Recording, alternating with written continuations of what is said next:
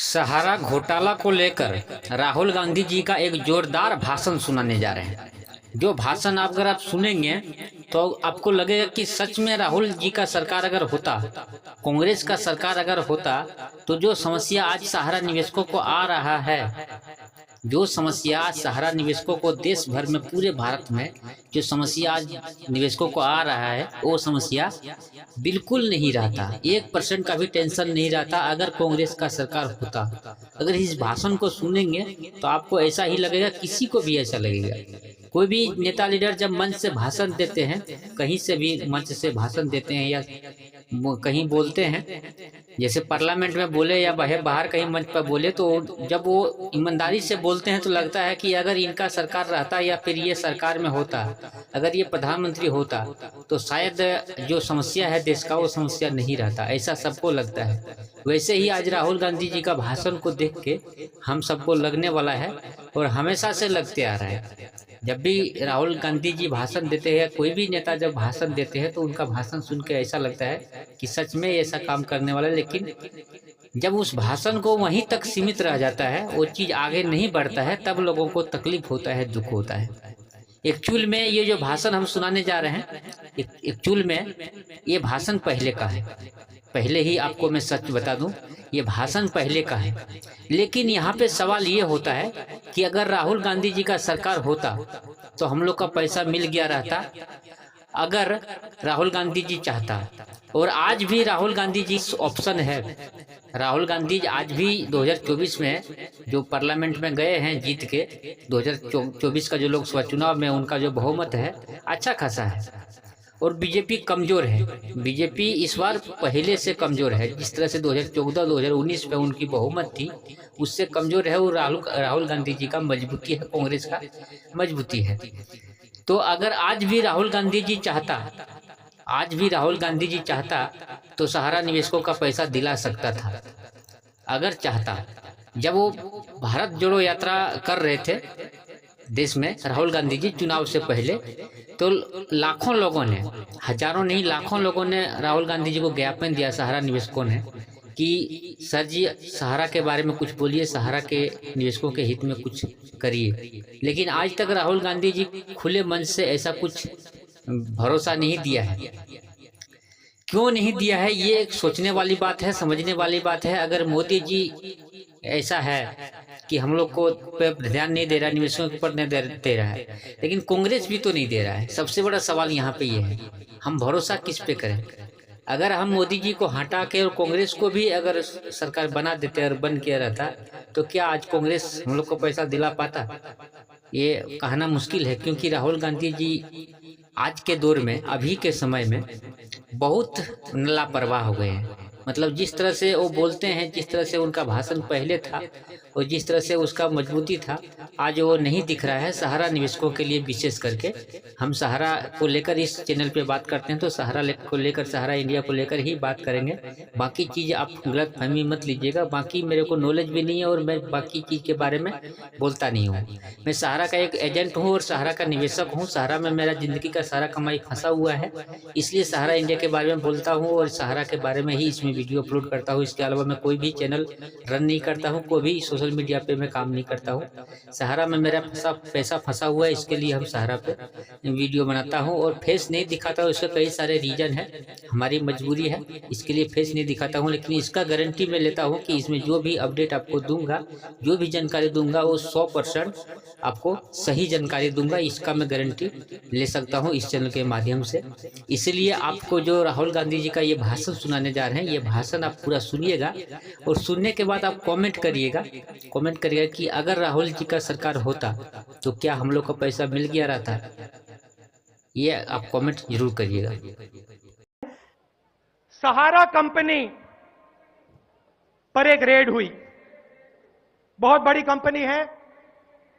Income tax department ने उन पर रेड की।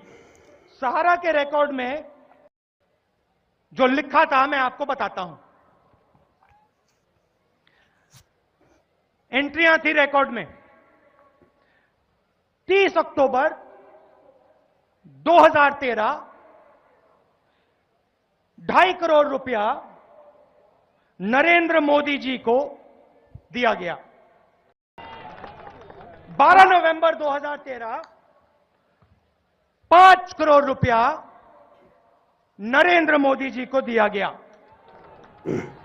27 नवंबर 2013 2.5 करोड़ रुपया नरेंद्र मोदी जी को दिया गया। 29 नवंबर 2013 5 करोड़ रुपया नरेंद्र मोदी जी को दिया गया। यह सब रिकॉर्ड में है, इनकम टैक्स के पास यह रिकॉर्ड है। 6 दिसंबर 2013 5 करोड़ रुपया नरेंद्र मोदी जी को दिया गया। 19 दिसंबर 2013 5 करोड़ रुपया नरेंद्र मोदी जी को दिया गया। 13 जनवरी 2014 5 करोड़ रुपया नरेंद्र मोदी जी को दिया गया। 28 जनवरी 2014 5 करोड़ रुपया नरेंद्र मोदी जी को दिया गया। 22 फरवरी 2014 5 करोड़ रुपया नरेंद्र मोदी जी को दिया। महीने में 9 बार सहारा के लोगों ने अपनी डायरी में लिखा है कि हमने नरेंद्र मोदी जी को पैसा दिया है। अब नरेंद्र मोदी जी, आप 2-3 चीजें मुझे बताइए। ये जो रिकॉर्ड है सहारा का, 2.5 साल से इनकम टैक्स डिपार्टमेंट के पास है। इस कागज पे इनकम टैक्स लोगों के दस्तखत हैं। इनकम टैक्स लोगों ने कहा है इन कागजों पे इंक्वायरी होनी चाहिए। 2.5 साल से इंक्वायरी क्यों नहीं हुई? आपने पूरे देश को लाइन में रखा। आपने पूरे देश से उनकी ईमानदारी पर सवाल उठाया, उनकी कमाई पर सवाल उठाया। अब मैं देश की ओर से पूछ रहा हूं, इन महिलाओं की ओर से पूछ रहा हूं, हिंदुस्तान के किसानों से ओर से पूछ रहा हूं, क्या ये इंफॉर्मेशन जो इनकम टैक्स डिपार्टमेंट के पास है, क्या ये सच है? और अगर ये सच है तो इस पे इंक्वायरी कब होगी? देखिए, राहुल जी का ये भाषण पुराना है। ये भाषण लगभग 2018-19 का है। सवाल यहाँ ये नहीं होता कि ये भाषण पुराना है या वीडियो पुराना है। सवाल यहाँ पे मेन ये नहीं है। सवाल यहाँ सबसे बड़ा ये है कि राहुल जी उस समय जिस तरह से सहारा को लेकर बोले हैं, आज क्यों नहीं बोल रहे हैं? सवाल यहाँ सबसे बड़ा पैदा ये होता है।